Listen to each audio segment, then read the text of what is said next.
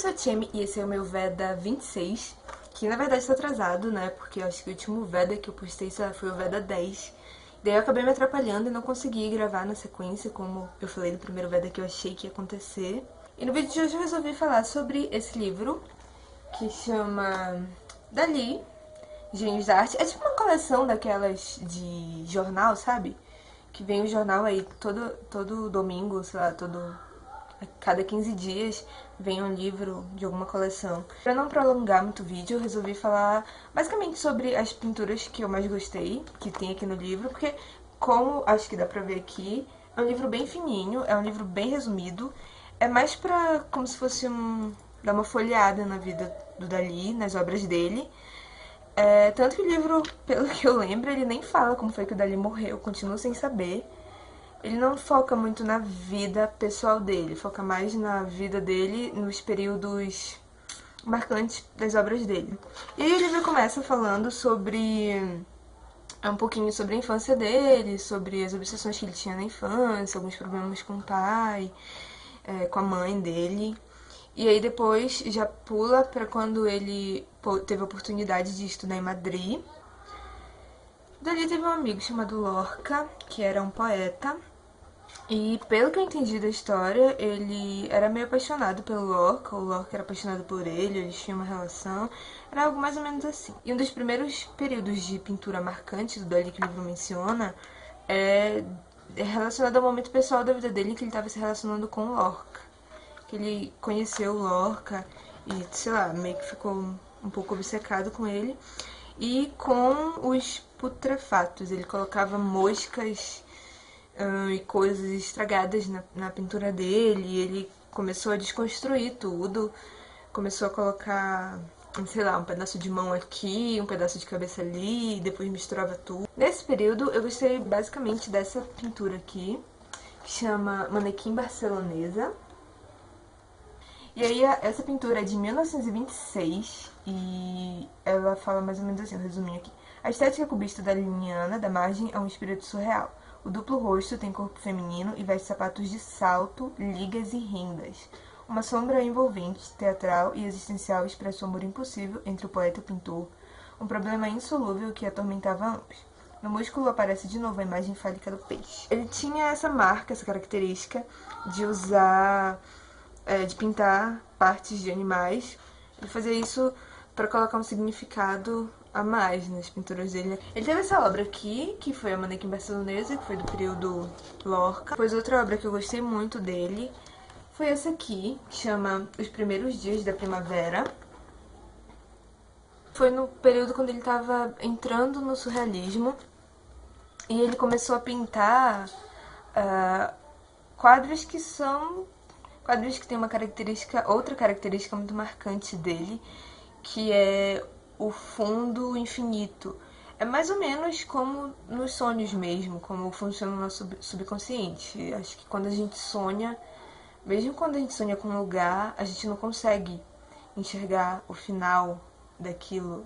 Pelo menos de todos os sonhos que eu tenho lembrança, nunca tem um fundo. E essa característica muito singular do nosso subconsciente, ele conseguiu passar para as pinturas dele. Ele tem uma pintura chamada O Grande Masturbador. Não é uma pintura que eu tenha gostado tanto, mas eu achei ela engraçada, porque na época eu acho que isso foi bem ousado da parte dele.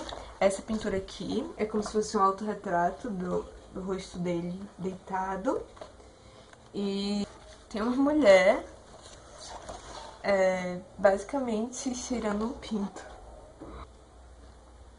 E aqui, ó, tem essa mulher cheirando o pinto, sei lá.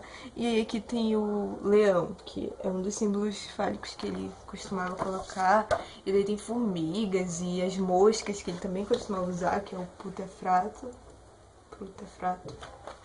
Nessa pintura aqui, ela é de 1929 e fala assim que é um grande autorretrato, a cabeça de Dali, cujo nariz se apoia no solo, é o cenário da luta entre o desejo, a satisfação do prazer, a culpa e a rejeição. A cabeça se metamorfoseia finalmente no elemento arquitetônico modernista, fundindo o orgânico com o pétreo, o duro com o mole. Gostei bastante dessa pintura aqui, que chama O Homem Invisível. Bem aqui, eu não sei se vai dar pra ver direito comigo aqui, mas vocês podem procurar depois no Google. Eu achei muito genial porque ele usou formas pra criar outras formas, tipo a silhueta de um objeto, sei lá, isso aqui tá formando o pescoço do homem, ou a esfera que tá aqui acaba formando o olho dele. Tipo, o fim dessa construção acaba formando o pescoço dele, sabe? Achei bem genial e principalmente por causa do título.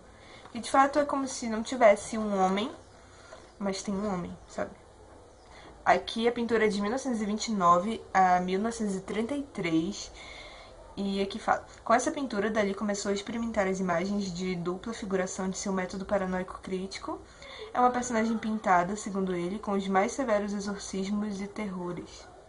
Encerrada em um hotel da costa francesa com gala. É uma obra inacabada, inspirada nas investigações do pintor maneirista Arcimbaud. Essa gala que mencionou nessa descrição aqui foi um outro período marcante do Dalí. Ele passou um período afastado do Lorca, não lembro porquê, não lembro nem se o livro falou sobre isso. E aí ele conheceu a Gala, que era a esposa de um outro cara que conheceu ele primeiro e daí mencionou a esposa dele. E daí o Dalí acabou ficando com a esposa desse cara. É um período que ele já estava afastado do Lorca, não lembro porque eles mudaram de cidade, eu acho. E aí ele começou a fazer uma série de pinturas inspirado na Gala. Na verdade, até o final das obras que esse livro mostra, ele ainda estava fazendo pinturas usando a Gala como modelo. Aqui o famoso A Persistência da Memória, ou Relógios Moles, que é a obra mais conhecida dele. E pra ser bem sincera, é uma das que eu achei menos interessantes depois de conhecer as outras pinturas dele. Na verdade, não é menos interessante, mas ainda assim é muito interessante, porque ele foi muito genial, tanto no título da pintura, quanto no significado de cada coisa. E aqui faz assim, essa pintura é de 1931, e ele fala: sempre me perguntam por que os relógios são moles, e eu respondo: um relógio, seja duro ou mole, não tem a menor importância. O que importa é que assinale a hora exata. Nesse quadro, começa a ver sintomas de chifres de rinoceronte que se destacam, servem de alusão exata à desmaterialização constante desse elemento e se transformam cada vez mais em um elemento místico. E aqui tem um detalhe que fala assim: é uma imagem de sonho e do mundo do inconsciente, onde o tempo e o espaço não contam. Aqui o rosto do grande masturbador já não acaba metamorfoseado em um rígido elemento arquitetônico, aquela outra pintura que eu mostrei. Aí aqui ele tá tipo de olho fechado no relógio de morte. Mas está estendido e adormecido e se lança pelo espaço como um chifre de rinoceronte. O tempo não existe nem para o inconsciente, nem durante o sonho, só existe cronometrado na rigidez de nossa vida consciente e organizada. Porém, a percepção do tempo é subjetiva. Deforma-se, contrai-se, flui ou detém-se. Essa subjetividade é o que expressam os relógios moles dobrados de Dalí. É o tempo surrealista. Pulando mais pra cá, os anos. Eu gostei um pouco dessa obra aqui, mas eu não consegui entender ela, na verdade. Gostei da cor, do degradê da pintura, não sei explicar. O nome é A Mesa Solar, de 1936. Tá. Uma pintura que eu achei muito engraçada é essa aqui. E o título dela é Restos de um automóvel dando à luz um cavalo cego que morde um telefone. É uma pintura de 1938 e aqui diz assim: não passa nenhum dia em que não cavalgue até o infinito o cavalo de minha imaginação, escreveu Dalí.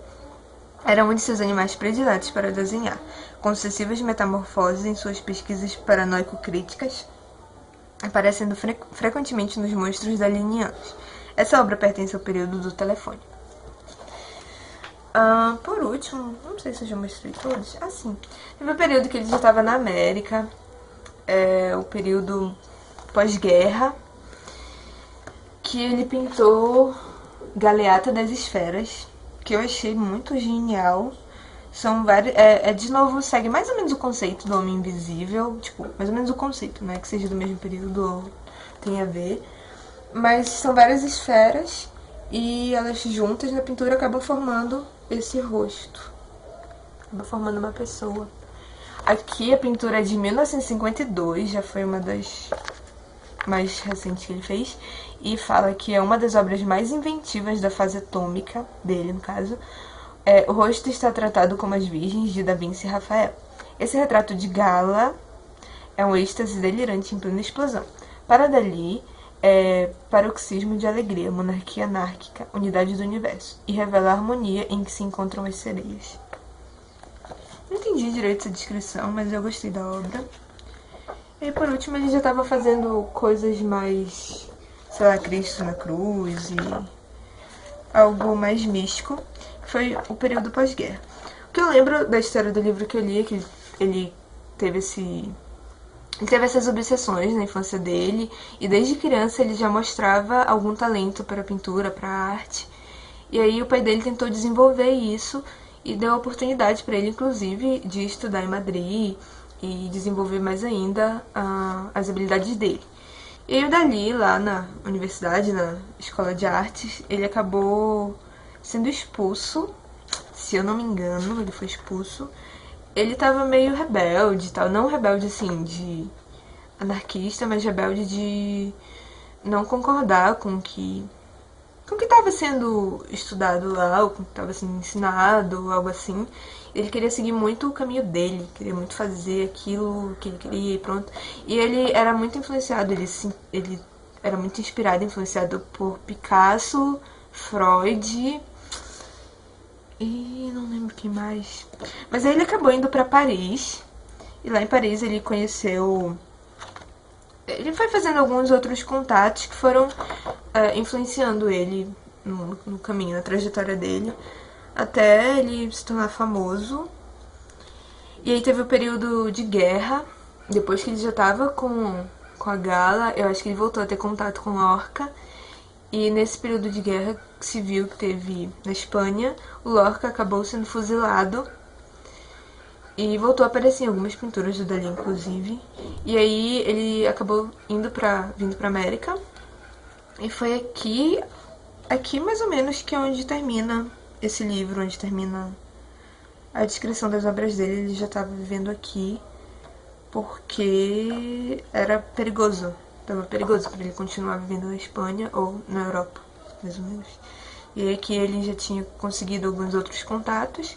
E foi aqui onde ele conseguiu terminar de fazer. Mas como eu disse, o livro não fala da morte dele, não sei como ele morreu, não sei como foi que acabou, não sei qual foi a última obra que ele fez. Mas enfim, eu acho que valeu a experiência de ler e conhecer um pouco mais dele e descobrir que A Persistência da Memória não é a minha obra preferida do Dalí. Espero que vocês tenham gostado do vídeo. Eu acho que eu falei demais, eu vou acabar cortando um monte de coisa na edição, mas eu já estava planejando, além desse Veda, desse pequeno vlog comentando isso, de fazer um post com mais detalhes, explicando melhor o que eu não consegui explicar falando. Espero que vocês gostem. Depois que eu fizer o post eu vou deixar o link na descrição desse vídeo. Espero conseguir fazer o Veda de amanhã. É isso, beijo e até o próximo.